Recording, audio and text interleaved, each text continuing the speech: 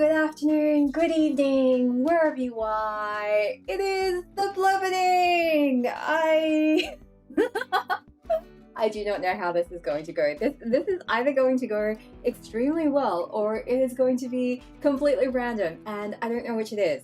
So with the Blurbening, I think the goal here is for us to all swap blurbs. So right now in the chat I have a pinned comment which has a link to the Google Docs spreadsheet, which is basically a summary of all of the survey responses. And so I can see a couple of people here in with me, so hopefully you guys can find your way into this particular spreadsheet. And let me just switch my screen so you guys can see what I'm seeing. And hold on, turn off the timer for a second. So this is the plan. We are going to divvy up this 2-hour sprint block into 4 30-minute sprints.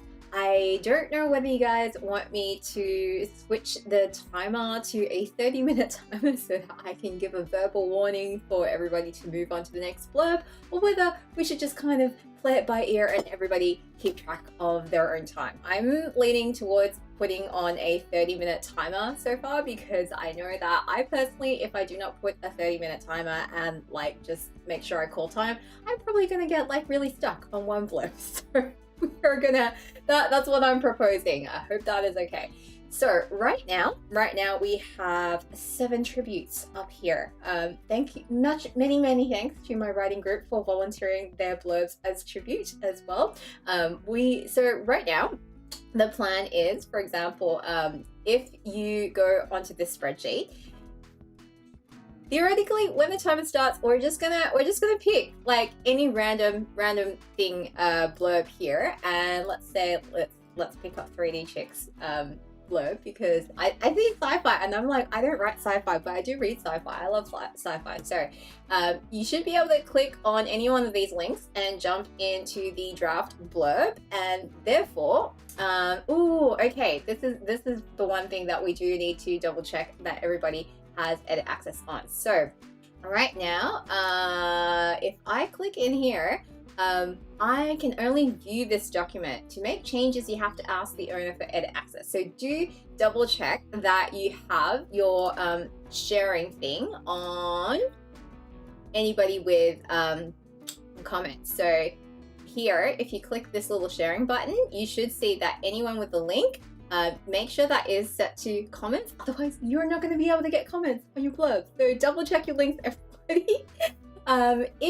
If we have somebody who has unfortunately not got the right setting on their document, what I will do is I'll create some extra tabs along here, and then what we will do is, I guess, we will try and write our own versions of that in the tabs. So hopefully everybody just like double check your links and make sure that you can actually get comments on your blurbs. You know what, I should just quickly check the ones for my writing group. I'm pretty sure my writing group will actually have, yes, okay, so my writing group should be good about this, because we basically all use Google Docs to do our sharing. So yeah, okay, all right, that is good, okay, we are in. So hopefully everybody has got the plan.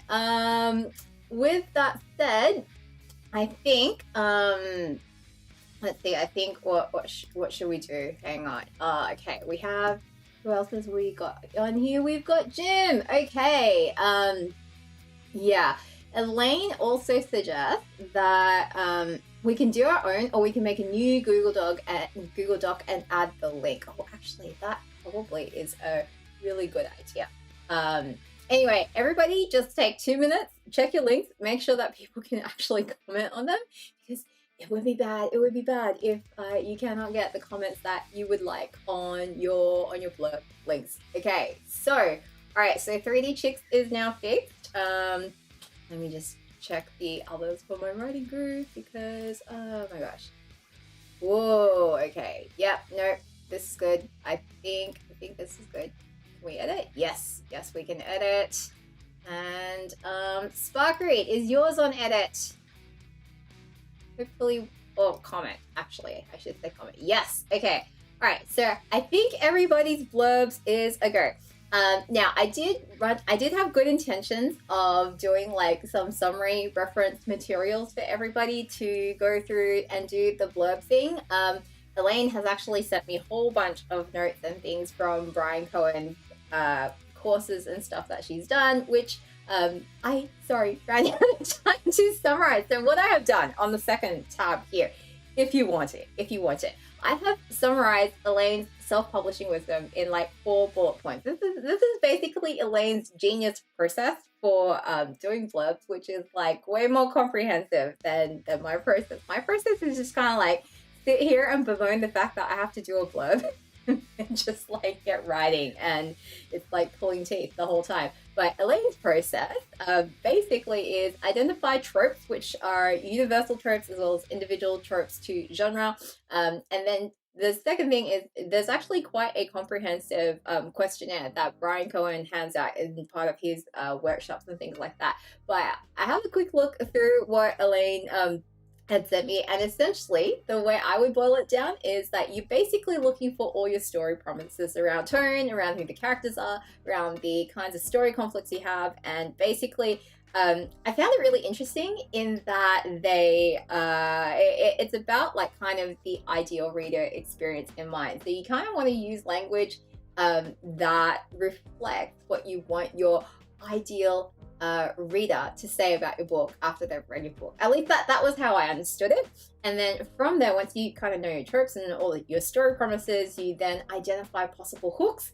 And then once you've got your hooks in hand, you go off and you write 3 to 4 variations. And then his formula, the Brian Cohen formula for blurbs, as far as I could tell, it's not too different from what I think the Robert Ryan formula is, and it's not surprising because Robert Ryan's basically using a copywriting model. So on the left-hand side of the tab here, I have basically my summary of Robert Ryan's Blurbs Unleashed, which I highly recommend. It is a great book, and I also highly recommend his Facebook group, which you can join, like, you know, after you read Blurbs Unleashed and any of his other books. But Robert Ryan uses the copywriting model called AIDA, which is about attention, interest, desire, and action. What I found really interesting was he actually gives like little recommendations for how long each of those sections should be as like a rule of thumb, which obviously you can break. But I found that interesting. That was helpful for me. And the AIDA model is basically modeled off of customer behavior on the sales funnel. So in theory, people follow the AIDA kind of model when they're considering like their purchase decision. So like first you have to get their attention, then you have to get their interest, and then you have to convert the interest into desire, and then the desire needs to then be converted into action. But you'll figure out whether or not this is going to be a useful aid for you in writing a blurb. I have found it useful for me. Your mileage may vary, but anyway, it is here if you want it. So then Sparkrate16 also had the question of, so we just comment our thoughts on the blurbs, and Elaine also suggests yes, or we can like rewrite, I guess, underneath. Yes, so that would be my suggestion in terms of picking up somebody's blurb, and then I would say that we can like you can either, oh sorry, I need to reopen 3D Chicks.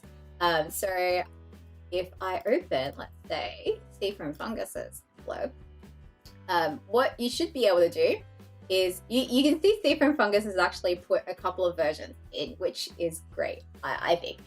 So what I would say is we try to read their version, and like for me, getting feedback it's always useful because I can sit and look at my blurb and I can be like, oh, it reads perfectly fine.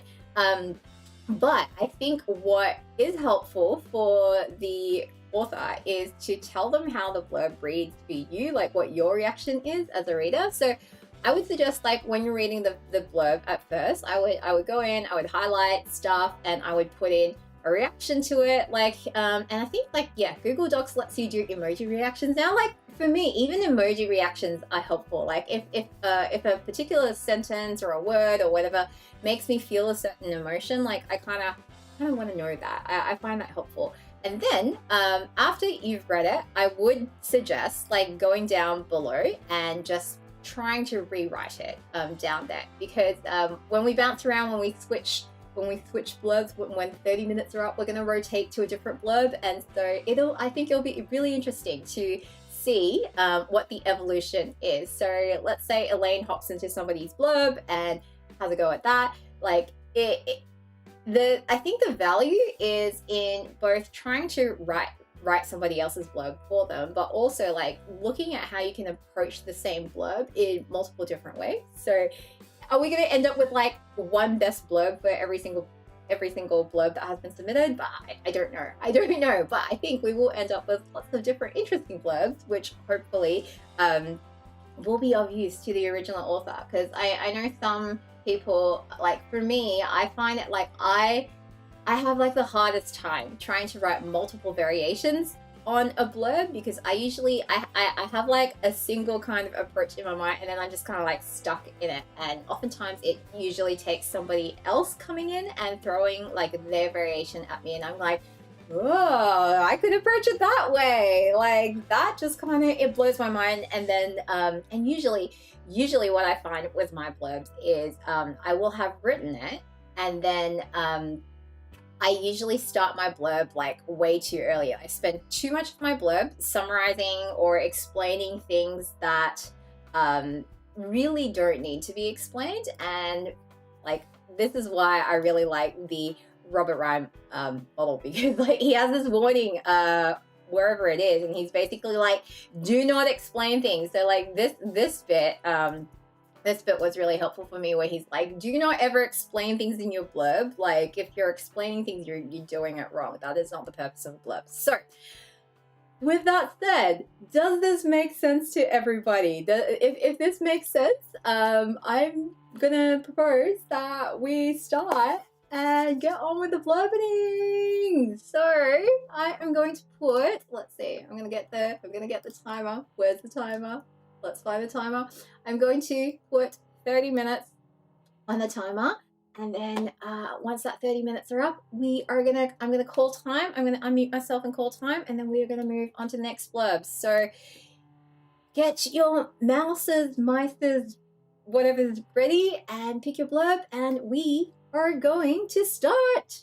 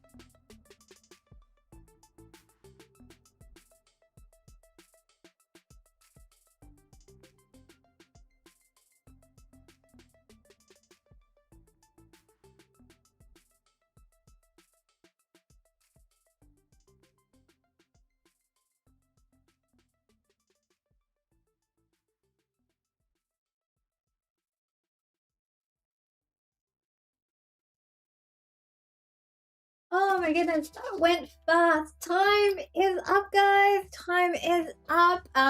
Curses down, curses poised. Oh my gosh, that went so quickly. I have not gotten very far with working on 3D Chick's blurb. I'm sorry, 3D Chick. I hope that at least the comments I've left on the side are actually somewhat helpful, but I did start a new variation because there were several bits that jumped out at me that I'm like, oh, I really like the character voice in here. Except it turns out that I actually thought the first person blurb might be really interesting for this one and get like a stronger sense of the character's personality across.